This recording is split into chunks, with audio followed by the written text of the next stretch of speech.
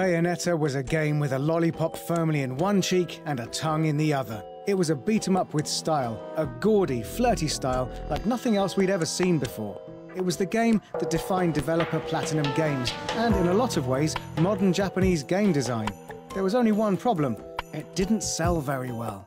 Publisher Sega weren't interested in a follow-up, so it looked like it would never happen. Enter Nintendo. Now, 5 years on, and exclusively on the Wii U, that follow-up is here. Can the Wii U save Bayonetta, or has Bayonetta saved the Wii U?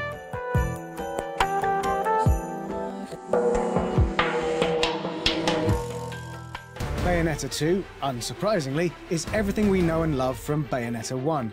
It's a story of witches and sages in a world caught between the monsters of hell and heaven. It swings back and forth from epic cutscenes to epic boss fights, and it stars a character who has a gun tied to every appendage. As designed by Devil May Cry creator Hideki Kamiya, everything that makes this character and her world so memorable is alive and well, and it's great to inhabit both again. To attempt to explain the plot would be to miss the point. All you need to know is that there are creatures to be killed, and they are that-a-way. That was quick. Did you get everything? Forgot the caviar. Just like Devil May Cry, the heart and soul of Bayonetta 2 is its rich, deep combat system. Mixing up close-range strikes with long-range projectiles and weapons you can find in each stage, coming to master it all will take time and a lot of patience, but it's very rewarding once you do.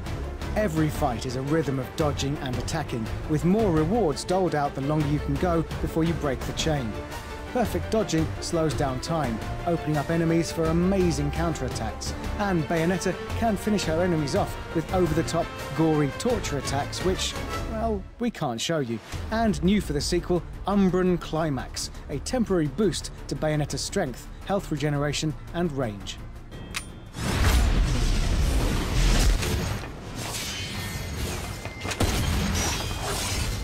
You'll move through the game level by level, room by room, dealing with something outrageous and new around pretty much every corner.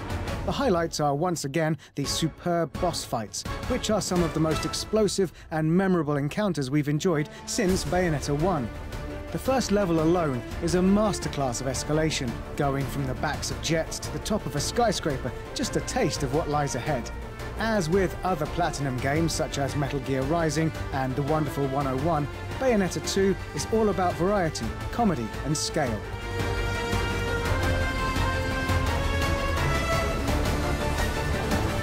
Unfortunately, Bayonetta 2 does nothing to expand the series and is just as excessive and aloof as ever.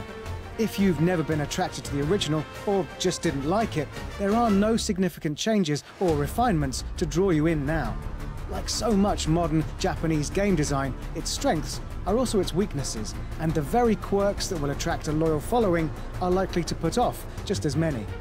For a game with such focused action, it feels wrong to sit through so many unfocused cutscenes and such a complicated inventory. For a game with such boundless imagination, it feels weird to run through long, empty corridors in almost every level.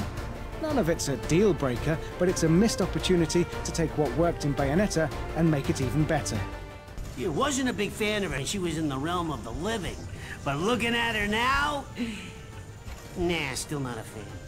Bayonetta 2 is only a slight improvement over the superb original, which is both a good and a bad thing. For fans, it's a wish come true, and for Wii U owners, it's another exclusive classic to add to their collection. Bayonetta might not save the Wii U, but we sure are glad that the Wii U has saved Bayonetta.